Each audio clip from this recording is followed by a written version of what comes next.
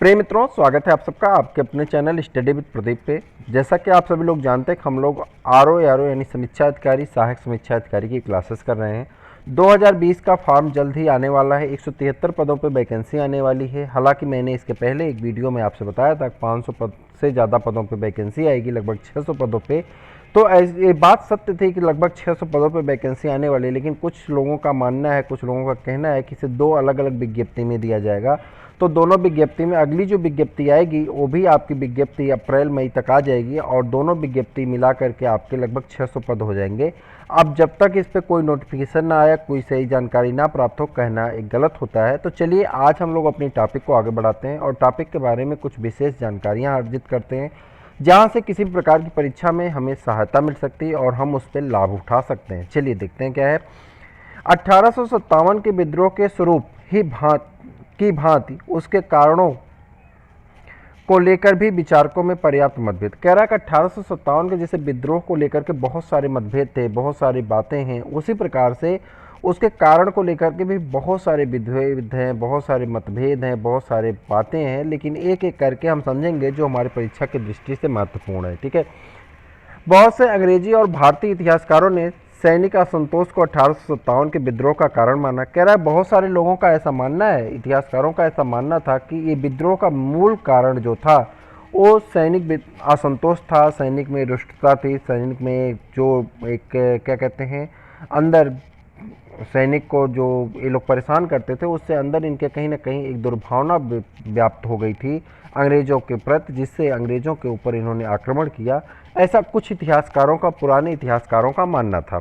परंतु हुआ क्या, आधुनिक इतिहासकारों ने अपने गहन विश्लेषण और जब उन्होंने इस पर रिसर्च किया, गहन विश्लेषण किया, अधिक जानकारियां अर्जित की, तो ये पता चला कि यह सिद्ध कर दिया गया कि सैनिक विद्रोह ही एक विद्रोह का एकमात्र महत्वपूर्ण कारण नहीं था, बल्कि इसके और सारे कारण थे।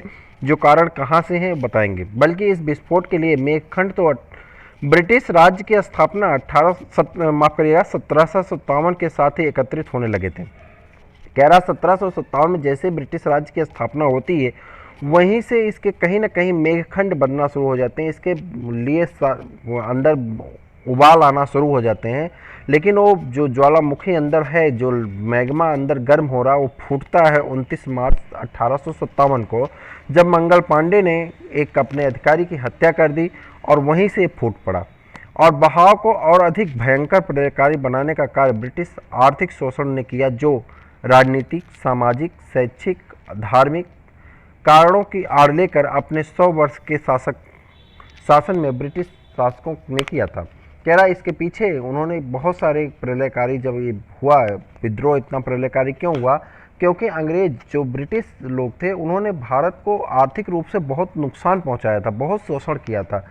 कुछ राजनीतिक रूप से शोषण किए, सामाजिक स्तर पे शोषण हो ही रहा था, शैक्षिक स्तर पे भी शोषण हुआ, शिक्षा के प्रति इन्होंने बहुत कम काम किए, ठीक, और धार्मिक स्तर पे शोषण था। कहीं ना कहीं इनके दिमाग में एक पनप आ गई थी कि हमें कहीं ना कहीं ईसाई को पनपाना है। हिंदू मुस्लिम जो यहाँ के मूल हो चुके थे, मुस्लिम भी यहाँ के मूल निवासी नहीं है, बट मुस्लिम को यहाँ पे लोग बहुत ज़्यादा मानने लगे थे। जो हमारे यहाँ पे मुगल काल से ही मुस्लिमों का वर्चस्व ज़्यादा था, परंतु वो दोनों आपस में बड़े सामंजस्य से रहते थे। तो इनमें विभेद डाल करके अंग्रेज कहीं ना कहीं इसका लाभ कमाना चाहते थे और कमाते भी थे। तो इन चीज़ों को कहीं ना कहीं ईसाइयों के नज़र में था कि अगर हिंदू मुस्लिम में विवाद होगा तो इसका लाभ हम उठाएंगे और ईसाई धर्मों को यहाँ पे बढ़ाएंगे। जिसके लिए देखिए आज भी बहुत सारे जैसे सेंट जेवियर्स हैं, अलग अलग इस तरह के ईसाइयों के कॉलेज चलते हैं, जहाँ पे टीचर को फादर बुलाया जाता है, मतलब जो उनके प्रिंसिपल उन्हें फादर बुलाया जाता है। हमारी परंपरा ये कहती है कि हम पिता सिर्फ अपने पिता को मानते हैं, जो हमारे पिता होते हैं। दूसरी एक चीज़ और होती है, हम पिता अपने ईश्वर को मानते हैं, धरती को माता मानते हैं। यानी हम अगर पिता मानते हैं तो हम ईश्वर को मानते हैं। लेकिन यहाँ पे एक जो कहते हैं ना कि एक साम्राज्यवादी जो नीति है, जो लोगों को दबाने कुचलने की नीति है, उसमें देखिए स्कूल का एक प्रिंसिपल, जो प्रिंसिपल है, गुरु है, शिक्षक है, वो अपने आप को फादर बुलवाता है। तो कहीं ना कहीं ऐसे बहुत सारे आपने विद्यालयों के नाम सुने होंगे, हो सकता है आप ऐसे किसी विद्यालय में शिक्षक भी होंगे। तो आपने देखा होगा कि कहीं ना कहीं एक साम्राज्यवादी नीतियां हैं और आपको ऐसे मतलब ट्रीट किया जाएगा जैसे आप बड़े दबे कुचले, भले आप शिक्षक हैं लेकिन आपको ऐसे दबे कुचले जैसा बिहेवियर किया जाता है आपके साथ। तो कहीं ना कहीं एक गलत सोच थी जो अंग्रेज़ों के मन में पहले से थी कि ईसाई धर्मों को बढ़ाना है। आज भी बहुत सारे ऐसे लोग हैं जिनके मन में ऐसी भावना आज भी है जो अपने तरह से यूज कर रहे हैं। तो कहीं ना कहीं भारत के लोग जो थे इस तरह से बहुत ना दबे कुचले अपने आप को महसूस करते थे। विस्फोट तो अंदर थी लेकिन उससे फोड़ना और उससे लड़ना कहीं ना कहीं भारत वालों के लिए सही दिशा और सही वक्त नहीं मिल पा रहा था। जो सही दिशा और सही वक्त मिला, कब मिला? 29 मार्च 1857 को फिर होता है विद्रोह। इस प्रकार 1857 के विद्रोह को जन्म देने वाले कारणों में सैनिक विद्रोह के साथ साथ हम किसको मानेंगे? राजनीतिक, आर्थिक, सामाजिक और धार्मिक सभी कारणों पे हम जोड़ देंगे और सभी कारणों को हम लोग समझेंगे, लेकिन पर उसे एक एक करके विस्तृत रूप से हम उस पर वर्णन करेंगे, विस्तृत रूप से उस पर चर्चा करेंगे, जिससे उससे आने वाली समस्त चीज़ें और उनसे आने वाले समस्त प्रश्न हम आसानी से अपने पेपर में सॉल्व कर सकें। चलिए देखते हैं आगे क्या है। पहला कारण हम लेते हैं राजनीतिक एवं प्रशासनिक कारण। देखिए राजनीतिक कारण तो इनका बहुत घटिया था अंग्रेजों का, और हर वक्त इनका राजनीतिक ध्येय जो था वो शोषण के लिए ही था और इनका निगाह हर वक्त धन दौलत शोषण पे ही थी। तो राजनीतिक कारण पे चर्चा करते हैं, देखते हैं क्या है। 1857 के विद्रोह के लिए कई राजनीतिक कारण प्रमुख रूप से उत्तरदायी थे, जिनमें सर्वप्रमुख नीति लॉर्ड वेलेस्ली की सहायक संधि। पहली जो इनकी घटिया नीति थी उसका नाम क्या था? लॉर्ड वेलेस्ली की सहायक संधि और लॉर्ड डलहौजी के व्यक्तिगत सिद्धांत डॉक्ट्राइन ऑफ लैप्स। ये दोनों सिद्धांत कहीं ना कहीं इनको जो मतलब लुटेरे वाला शासन कहते हैं ना, ये लुटेरों वाला शासन हो गया था इनका। अंग्रेजों की साम्राज्यवादी पिपासा को शांत करने के लिए सर्वप्रथम वेलेस्ली ने भारतीय रियासतों पर नियंत्रण करने और धीरे धीरे उनकी समाप्ति की नीति बनाई। यानी जो रियासतें थीं उन्हें समाप्त करने की नीति बनाना शुरू कर दे। किसने? वेलेस्ली ने। अब आपसे प्रश्न यहाँ से पूछा जाता है कि सर्वप्रथम विलय नीति को किसने साइन की थी या सर्वप्रथम विलय नीति को किसने स्वीकार किया था? तो आप कहेंगे जिसे सर्वप्रथम 1798 ईस्वी में हैदराबाद के निजाम ने स्वीकार किया था। प्रश्न पूछा गया है, हल्के में मत लीजिएगा, यूपी पीसीएस में पूछा गया है, मेंस में भी पूछा गया, लोअर में पूछा गया, कई बार प्रश्न पूछा गया है कि सर्वप्रथम अंग्रेजों द्वारा या लॉर्ड वेलेस्ली द्वारा लगाई गई सहायक जो उनकी रियासतों के हड़पने की नीति थी, साम्राज्यवादी नीति थी जो उनकी, उसमें सबसे पहला शिकार कौन हुआ था? तो वो हैदराबाद के निजाम हुए थे जिन्होंने उनकी सहायक नीति को स्वीकार किया था। इसके पश्चात मैसूर, एक बार क्वेश्चन में पूछा गया है कि दूसरे स्थान पे कौन था? तो मैसूर, फिर तंजौर और उसके बाद अवध। अवध पे तो इन्होंने अजीब नौटंकी की थी, बारे में चर्चा करेंगे हम आगे। पेशवा, भोंसले, सिंधिया ने यह संधि स्वीकार की।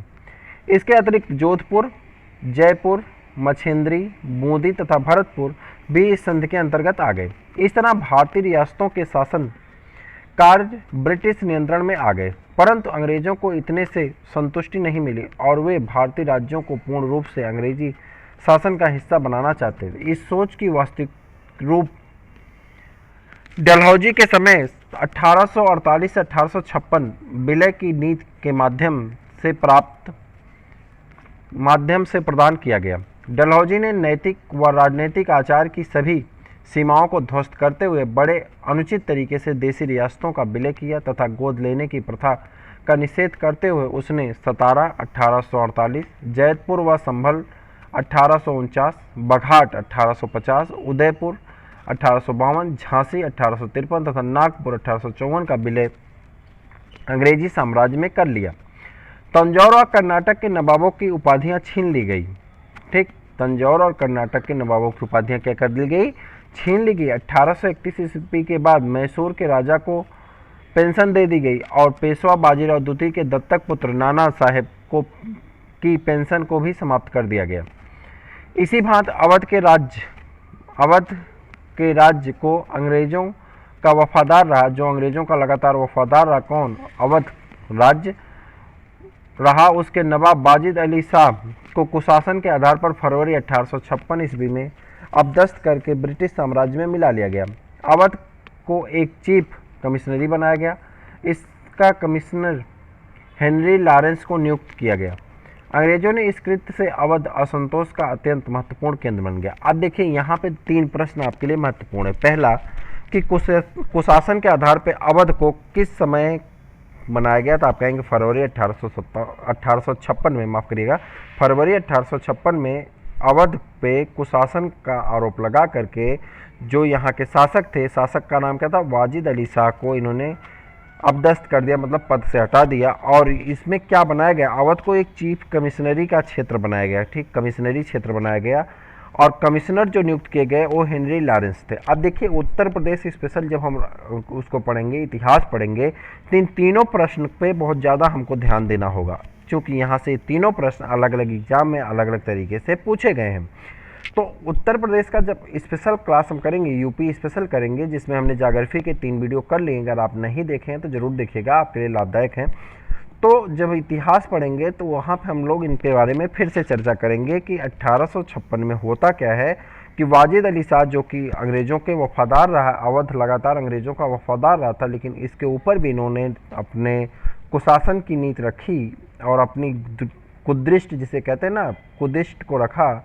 और यहाँ पे ये आधार बनाया कि यहाँ पे कुशासन है, यहाँ पे राज्य सही से नहीं चल रहे हैं, शासन व्यवस्था सही नहीं है, ये कह करके वाजिद अली शाह को हटा दिया गया और ब्रिटिश साम्राज्य यहाँ पे स्थापित कर दिए गए। ठीक है, कमिश्नर किसको बनाया गया था, कमिश्नर हेनरी लॉरेंस को नियुक्त किया गया।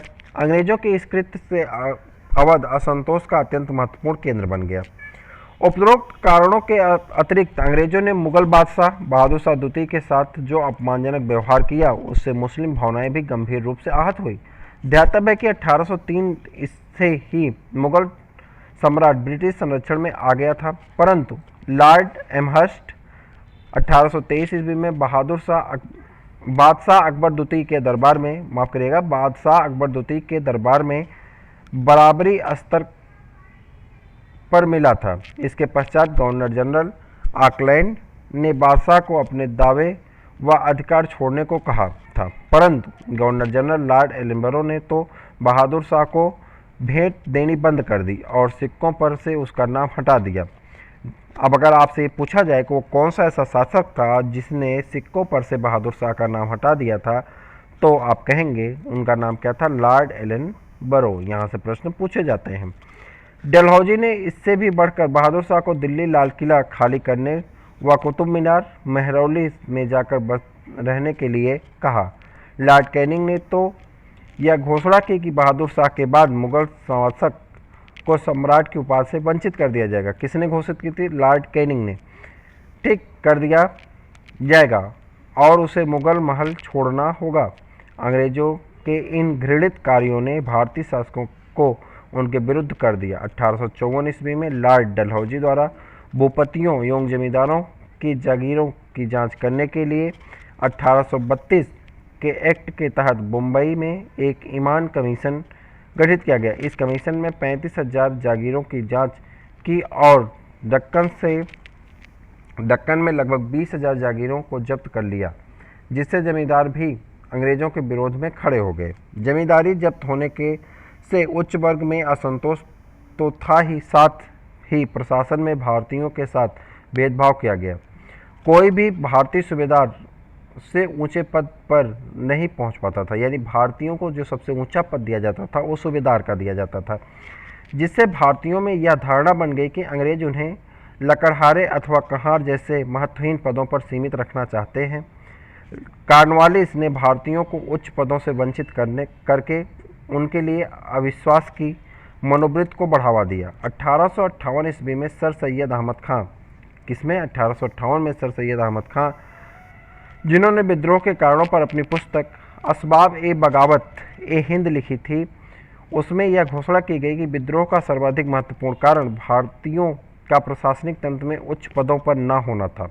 सबसे बड़ा जो इन्होंने कारण बताया वो क्या था कि भारतीयों को निम्न पदों पर रखा जाना, यानी उच्च पदों पर भारतीयों की नियुक्ति न किया जाना, इसका विद्रोह का सबसे बड़ा कारण था। अंग्रेजों की इस भेदभावपूर्ण नीति ने भारतीयों के मन में प्रचलित व्यवस्था के प्रति घृणा उत्पन्न कर दी, जिससे 1857 में विद्रोह को अधिक विस्तृत व प्रभावी बना दिया। क्लियर। आर्थिक कारण पे चर्चा करते हैं। आर्थिक कारण क्या था, 1857 ईस्वी के विद्रोह के लिए अंग्रेजों की आर्थिक शोषण की नीतियां भी प्रमुखता से जिम्मेदार रहीं। भू राजस्व व्यवस्था में नवीन सुधारों ने किसानों की स्थिति दयनीय बना दी थी। भारत के पारंपरिक उद्योग धंधे नष्ट हो गए थे और दस्तकारों एवं हस्तशिल्पकारों की बड़ी संख्या मजदूर बन गई थी। सूती वस्त्र उद्योग के नष्ट होने से ढाका, जो भारत का मैनचेस्टर कहलाता था, जंगल बन गया था। मुर्शिदाबाद उजड़ गया और सूरत बदसूरत हो गया था। भारतीय बाजार पर अब अंग्रेजों का नियंत्रण हो गया था। तट कर नीति और आंतरिक चुंगी व्यवस्था भी ब्रिटिश हित के लिए बनाई गई थी। ब्रिटेन के तैयार माल से भारत की मंडियां पड़ी थी। मशीन द्वारा निर्मित वस्तुएं सस्ती और अच्छी होती थी। इस कारण भारत में लघु उद्योग व घरेलू उद्योग समाप्त हो गए थे। 19वीं सदी की शुरुआत में भारतीय मलमल और सूती कपड़े पर इंग्लैंड में क्रमशः 27% और 71% शुल्क लिया जाता था तथा रेशमी कपड़े पर 90% कर लिया जाता था, जबकि भारत आने वाले इंग्लैंड से निर्मित वस्त्रों पर केवल 3.5% कर तथा उन्हीं कपड़ों पर 2% कर लिया जाता था, जिसका प्रमुख उद्देश्य भारतीय वस्त्रों की विश्व मंडी में पहुंच को रोकना तथा भारत में भी भारतीयों के बाजार को बंद करना था, जिससे बुनकरों की जीविका का साधन ही नष्ट हो गया और उनके मन में अंग्रेजी सत्ता के विरुद्ध विद्रोह पनपने लगा। उद्योगों के नष्ट होने व कृषि में वाणिज्यीकरण के कारण कंपनी के शासनकाल में 1770 ईस्वी से 1837 ईस्वी के मध्य कई भयंकर अकाल पड़े। 1837 के अकाल की भयावहता इस बात से भी लगाई जा सकती है कि इसमें 8 लाख लोग मारे गए। पीड़ितों की सहायता के लिए शासन द्वारा कोई भी प्रयत्न नहीं किया गया, जिससे जनता में असंतोष जागृत हुआ और कई जगह विद्रोह भी हुए, जिसका क्रूरता से दमन किया गया। इसी तरह हमारे राष्ट्रीय नेताओं के प्रमुख रूप से दादा भाई नौरोजी ने धन निष्कासन पर सर्वसाधारण का ध्यान आकृष्ट किया और बताया कि जिस तरह भारत का धन भारत के लिए नहीं बल्कि इंग्लैंड के लिए खर्च हो रहा था, अंग्रेज भारत का शोषण कर रातों रात नवाब बन रहे थे। इस विषय पर अंग्रेज मेजर विंगेट ने लिखा कि भारतीय साम्राज्य की सैनिक रक्षा के लिए ब्रिटेन के खजाने में एक भी शिलिंग खर्च नहीं होता था। इस तरह से लूट, रिश्वत, उपहार, समय समय पर होने वाले युद्धों में लगी अपार धनराशि, ब्रिटिश अधिकारियों के वेतन और भत्ते, सार्वजनिक ऋण, इन सभी ने भारत की अर्थव्यवस्था को पंगु बना दिया था।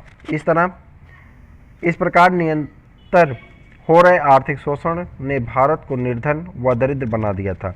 बेरोजगारी अपनी चरम सीमा पर थी। कंपनी की आर्थिक नीति ने भारत में जमींदारों, तुलकेदारों, किसानों, मध्यम वर्ग के लोगों, मजदूरों, व्यापारियों एवं उद्योगपतियों सभी को रसातल में पहुंचा दिया। समस्त भारतीय जनता त्राहि त्राहि करने लगी थी। 18वीं और 19वीं शताब्दी में निरंतर कंपनी के विभिन्न भागों में विद्रोह व विरोध की आग सुलग रही थी, जो 1857 के अवसर पाकर भड़क उठी। सामाजिक और धार्मिक कारण। भारतीयों ने आर्थिक, राजनीतिक और प्रशासनिक शोषण से भी अधिक व्यापक असंतोष अंग्रेज अधिकारियों द्वारा भारतीयों के प्रति तिरस्कारपूर्ण दृष्टिकोण तथा ईसाई मिशनरियों के सरकारी समर्थन से उत्पन्न हुआ। विजेता होने के कारण विचित्र लोगों के प्रति अंग्रेजों की नीतियां रंगभेद की भावना से प्रेरित थे। वे भारतीयों को हेय दृष्टि से देखते थे और हिंदुओं को बर्बर और मुसलमानों को कट्टरपंथी, निर्दयी और बेईमान समझते थे। उन्होंने भारतीयों को काले की संज्ञा दे रखी थी, निग्रो की संज्ञा दे रखी थी।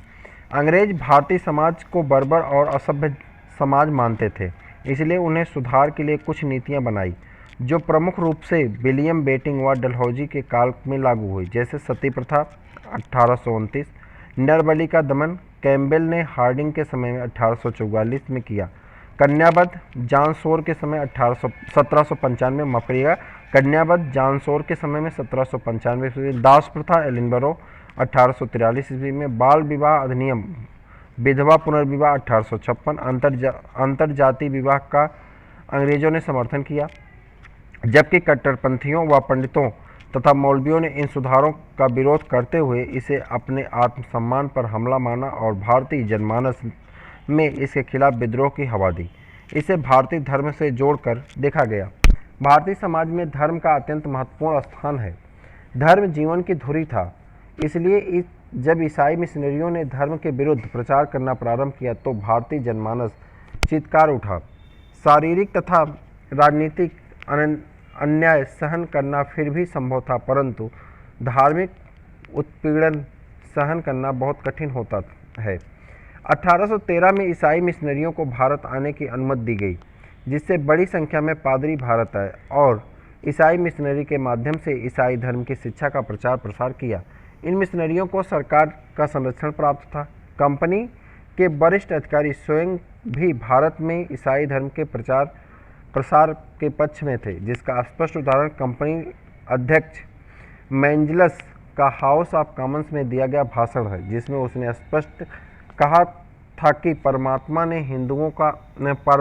हिंदुस्तान का विशाल साम्राज्य इंग्लैंड को इसलिए सौंपा है ताकि हिंदुस्तान में एक सिरे से दूसरे सिरे तक ईसाई धर्म का पताका फहराने लगे। ईसाई मिशनरियों ने धर्म परिवर्तन के लिए स्कूलों में बाइबिल की शिक्षा अनिवार्य बना दी। साथ ही पुलिस बल व धोखे से भी ईसाई बनाने का प्रयास किया जाने लगा। 1837 के अकाल में मिशनरी ने अधिक संख्या में अनाथों को ईसाई बनाया। ठीक, 1845 में एक अधिनियम द्वारा कैदियों में विभेद मिटाने के लिए भोजन के बर्तन ले जाने पर रोक लगा दी। गोपीनाथ नामक बंगाली जो ईसाई बन चुका था, उसके अनुसार जेल में कैदियों को पादरी ईसाई धर्म की शिक्षा देते थे। मेजर एडवर्ड ने भी स्पष्ट रूप से कहा था कि भारत पर हमारे अधिकार का अंतिम उद्देश्य देश को ईसाई बनाना है। वीर सावरकर ने लिखा कि सेना के उच्च अधिकारी राम व मोहम्मद को गालियां देते थे और सैनिकों को ईसाई बनाने के लिए प्रेरित करते थे। ईसाई धर्म प्रचारकों को अनेक सुविधाएं दी जाती थी। अमेरिकन मिशनरी सोसाइटी ने आगरा में ईसाई धार्मिक साहित्य के प्रकाशन हेतु एक बड़ा मुद्रालय लगाया। सरकार ने मंदिरों व मस्जिदों की जायदादों पर कर लगा दिया और 1850 में धार्मिक अयोग्यता अधिनियम या लेक्स लोकी कानून पारित किया गया, इसका उद्देश्य हिंदू रीति रिवाजों में परिवर्तन लाना था। अभी तक धर्म परिवर्तन करने पर व्यक्ति अपने पैतृक संपत्ति से वंचित हो जाता था, किंतु जब ईसाई धर्म अपनाने पर वह पैतृक संपत्ति से वंचित नहीं होगा। इस अधिनियम से कंपनी का दोहरा चरित्र उजागर हुआ। एक तरफ तो ईसाई धर्म के प्रसार के लिए धर्म परिवर्तन से लाभ, तो दूसरी तरफ डलहौजी की गोद लेने की प्रथा का निषेध, जो हिंदू धर्म के विरोध में थी। अतः हिंदू समाज ने इसे अपने प्रचलित धर्म कानून में हस्तक्षेप माना और जनता कंपनी के शासन के विरोध में विद्रोह करने को आमादा हो गई। सैनिक कारण 1857 के विद्रोह में राजनीतिक, धार्मिक, आर्थिक व सामाजिक कारणों के बाद भी यदि सैनिक असंतोष नहीं हुआ होता तो इस विद्रोह का स्वरूप इतना व्यापक व गौरवपूर्ण नहीं होता। इसलिए सैनिक असंतोष को महत्वपूर्ण कारक माना जाता है। ब्रिटिश सेना में विशेषकर बंगाल में लगभग 60% सैनिक अवध तथा उत्तरी पश्चिमी प्रांत उत्तर प्रदेश प्रांत से आते थे। उनमें से अधिकतर ब्राह्मण और राजपूत होते थे और वे सेना के अनुशासन को स्वीकारने को तैयार नहीं थे। इसलिए भारतीय सैनिकों को चार्ल्स नेपियर ने उच्च जाति भाड़े के सैनिक कहा, जिन पर उसका कोई विश्वास नहीं था। यही कारण था कि अंग्रेज सैन्य नीति के अनुसार भारतीयों को सेना में कोई उच्च पद नहीं दिया जाता था। इसे और भी भेदभावपूर्ण कॉर्नवालिस की आंग्लीकरण की नीति ने बना दिया, जिसके कारण सेना में भारतीय सैनिकों की पद वृद्धि नहीं होगी, जिसमें वेतन और भत्ते भी बहुत कम थे। उन्हें 7 रुपये महीने वेतन मिलता था। इसके साथ ही खाने की व्यवस्था भी घटिया थी और समय समय पर अंग्रेज अधिकारियों का दुर्व्यवहार भी सहन करना पड़ता था, जो भारतीय सैनिकों के लिए असह्य हो गया था। इस समय भारत में अंग्रेज सेना के 2 भाग होते थे। एक भाग में अफसर भी अंग्रेज और सैनिक भी अंग्रेज, परंतु दूसरे भाग में अफसर अंग्रेज तथा सैनिक भारतीय होते थे। अनुपात में भारतीय सैनिक यूरोपीय सैनिक से कहीं अधिक थे। इनके बीच 5:1 का अनुपात था। फिर भी भारतीय सैनिकों का महत्व यूरोपीय सैनिकों की अपेक्षा अत्यंत कम था। इस प्रकार एक ओर असमान वेतन व भेदभाव की नीति, तो दूसरी ओर अवध का विलय, जिसमें बंगाल के सैनिकों में अत्यंत रोष उत्पन्न कर दिया, क्योंकि बंगाल के सैनिक अवध के समस्त असैनिक जनता की भावनाओं को प्रकट करते थे। उन्होंने यह अनुमान किया कि यह शक्ति जो कंपनी ने उनकी सेवा और बलिदान द्वारा प्राप्त की है, आज उन्हीं के राजा को समाप्त करने में प्रयोग की जा रही है। इसके अतिरिक्त 1856 में कैनिंग द्वारा लाया गया सामान्य सेना भर्ती अधिनियम, जनरल सर्विस इनलिस्टमेंट एक्ट, जिसके अंतर्गत बंगाल के भावी सैनिकों के लिए यह आवश्यक कर दिया गया था कि जहां कहीं भी सरकार की आवश्यकता होगी उन्हें वहां जाना पड़ेगा। इस नियम द्वारा सैनिकों को समुद्र पार भी भेजा जाएगा, जो उस समय हिंदू धर्म के अनुकूल नहीं था। अतः अब सैनिक युद्ध में जाने से मना नहीं कर सकते थे। इन सब कारणों से सैनिकों के मन में विद्रोह की भावना भर गई थी। ध्यातव्य है कि 1857 ईस्वी में तो सैनिक विद्रोह हुआ ही, परंतु इस विस्फोट से पूर्व भी सेना में कई विद्रोह हो चुके थे, जिनमें सबसे पहला उदाहरण 1764 ईस्वी में बक्सर युद्ध में मीर कासिम के विरुद्ध लड़ते हुए मुन्नरों की सेना की एक बटालियन नवाब की सेना में मिल गई थी, जिन पर मुकदमा चलाकर 24 सिपाहियों को गोली से उड़ा दिया गया था। जिसके पश्चात प्रथम धार्मिक विद्रोह सेना में 1806 ईस्वी में बेल्लौर के माथे पर तिलक लगाने, दाढ़ी रखने व पगड़ी बांधने को लेकर हुआ था। इसी समय सेना में हैट लगाए जाने का नियम बना, जिस पर चमड़े का तुर्रा व पंख लगा होता था। यह तुर्रा गाय और सूअर के चमड़े से बनाया जाता था। इस बात को फैलाने वाले राज्य किले में नज़रबंद टीपू के पुत्र थे, जिसके कारण सैनिकों ने विद्रोह कर दिया। 1824 ईस्वी में बैरकपुर बंगाल के सिपाहियों ने समुद्र के मार्ग से बर्मा जाने को मना कर दिया था। फलस्वरूप 47वीं रेजिमेंट भंग कर दी गई और विद्रोही सैनिकों को फांसी दे दी गई। 1844 में बंगाल के फिरोजपुर की 64वीं रेजिमेंट ने उन्हें अतिरिक्त भत्ता न मिलने पर सिंध जाने से मनाही कर दी थी। इस रेजिमेंट को भंग कर दिया गया और उनके नेताओं को सजा दी गई। लॉर्ड डलहौजी के काल में 1849 में 22वीं रेजिमेंट देसी पैदल सेना, 1850 ईस्वी में 66वीं देसी पैदल और 1852 ईस्वी में 38वीं देसी पैदल सेना ने बगावत कर दी।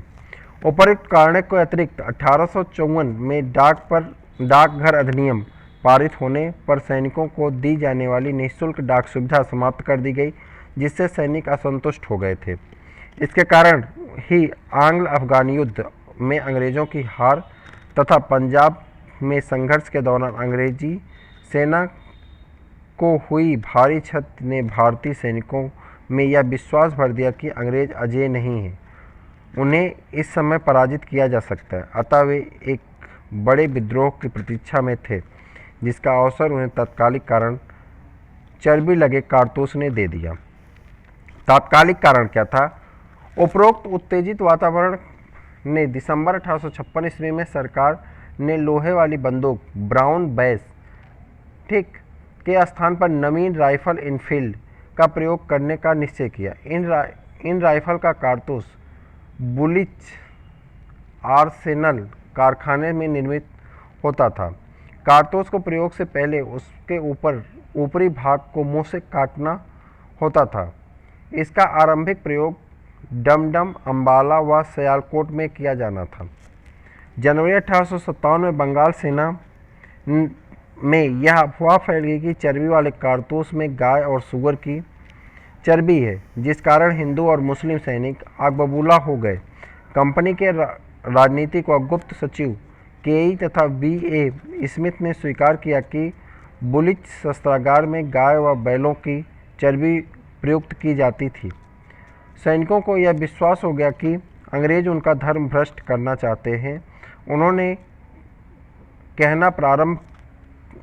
कहना आरंभ कर दिया कि कंपनी औरंगजेब की भूमिका में है और सैनिकों को शिवाजी बनना ही होगा। विद्रोह की असफलता का कारण हम लोग नेक्स्ट वीडियो में पढ़ेंगे। मैंने सिर्फ पढ़ करके आपको सुनाया है, ठहर करके शब्दों पे रुक रुक करके मैंने पढ़ा है, ताकि आप उसे गौर करके देख सकें, समझ सकें। कैसा लगा क्लास कमेंट करके बताइए। फिर मिलते हैं किसी और क्लास में, तब तक के लिए इजाज़त दीजिए। नमस्कार।